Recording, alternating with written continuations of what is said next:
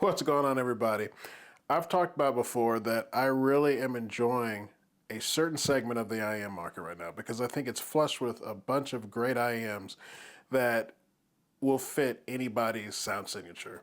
We've got the Project M, we've got the Hype 4, we've got the Pilgrim, we've got the Dusk, and there's another one that I think is very intriguing that I was very excited to try out because it's one of the only ones that has bone conducting. What I'm talking about is the Penon Fan 3. So let's go to the unboxing. So the Penon Fan 3. This is one that I purchased myself. They retail for $349. It behooves you to sign up for their VIP because with the VIP coupon, I got it for much less than the $349. It has 2 balance armatures, 1 bone conducting, and 2 dynamic drivers. And let's just open her up. So this is a box. It's pretty simple, nothing special, which is fine, because honestly, I want the money to go into the sound. So here we go. Pull it out, and you get this nice case. Inside the case, you will find, I already had some tips out of there, but you'll find your various tips.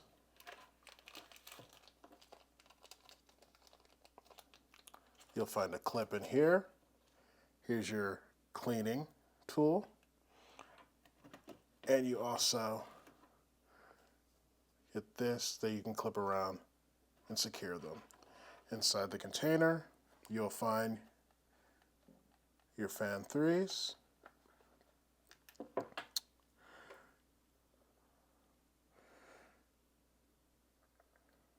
Go. Now, something I would like to bring up. So, I'm a Final E type ear tip guy, since I have the Odin and the Raven, and I know that Dean, when he's doing the sound for these IEMs, he uses Final E tips, and honestly, that's where they sound best. So, you usually use Final E tips on everything. But what I noticed with the Fan 3 is that I was not getting any of the bone conducting or the separating or anything.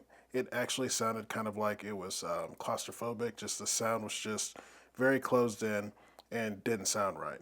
So I went ahead and opened up the package and used the ones that come with it. And as you can notice that on the Final E tips, it's very narrow bore, but this is a much bigger bore on the Final E, or sorry, on the Fan 3 tips.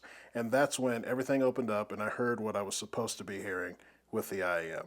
So just be cognizant of the type of tips and the bore sizes that you're using because it could clog up the sound, which is what it did for me.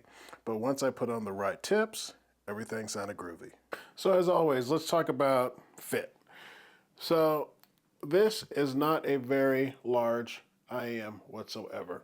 And when it comes to comfort and fitting in,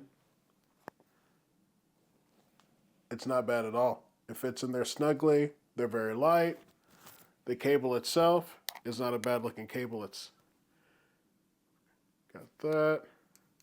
I have not had any microphonics issues or issues with it tangling. It's a very loose and easy to move cable. Got this here. So pound for pound, it's actually a very, very comfortable, very nice IEM. And I can listen to it for a long time without any comfort issues or it just getting fatiguing. So let's talk about sound.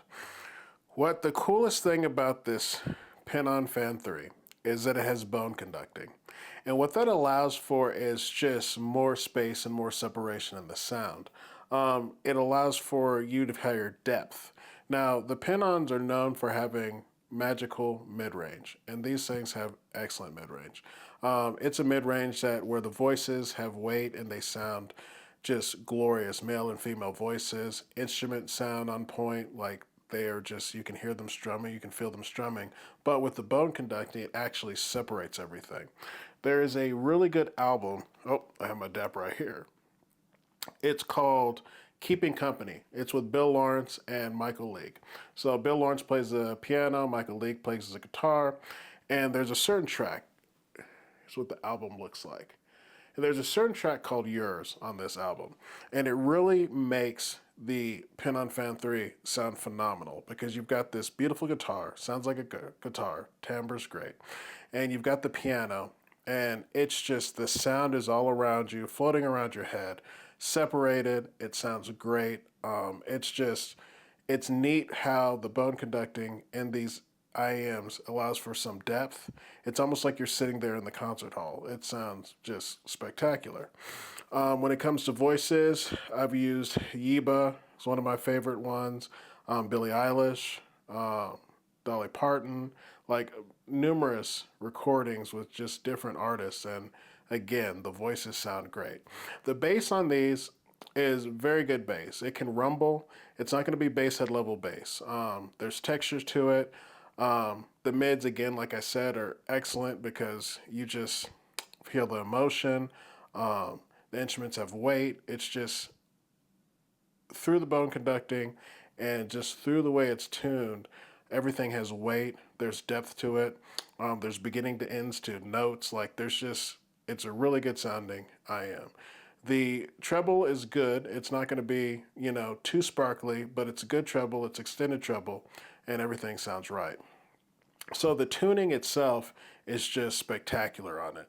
It's not going to be the most revealing. Like I feel like maybe the Pilgrim, the Project M probably have more detail, but the way these are tuned, like it's almost like you don't miss it because it's such a great tuning, and then you've got this depth and this just awesomeness to it. I threw Yusuf Days at it, between the drums, the saxophone, the piano, like it's just sounds spectacular. It's a fun IM. It's an IM that I feel like I can listen to pretty much my whole library and truly enjoy it. It's just I love the way compared to all the other IMs that I've done. It does soundstage better than they do. The separation is better, but what it might lack in clarity, it really kills with just the way it separates instruments and the way your music is spaced out and sounds good. It's pretty nice. So, is this a buy? I think for the price, it's excellent. I think it competes against all the other IMs around the $300 to $400. It competes well with them. I think it does voices just as good as any of them. I think it does instruments and separation better than most of them. It's just a all-around great sounding IEM. It's an IEM that I can listen to pretty much my whole library with, and it sounds good. The trick of it is how it spaces things out, how there's depth to the music. I feel like the Da Vinci, which I'll talk about in another review coming up, is more of like sitting in a very cozy club where these are kind of sitting like in a concert hall. It doesn't mean that the voices are too far out. No, they're within the mix. The way it mixes them in and spaces out everything, it's just really, really nice. It's a great sounding IM. So is it a buy? I think it is, especially for the price. It's a good IM. If you have any questions, comments, feel free to leave them, and I'll see you in the next review.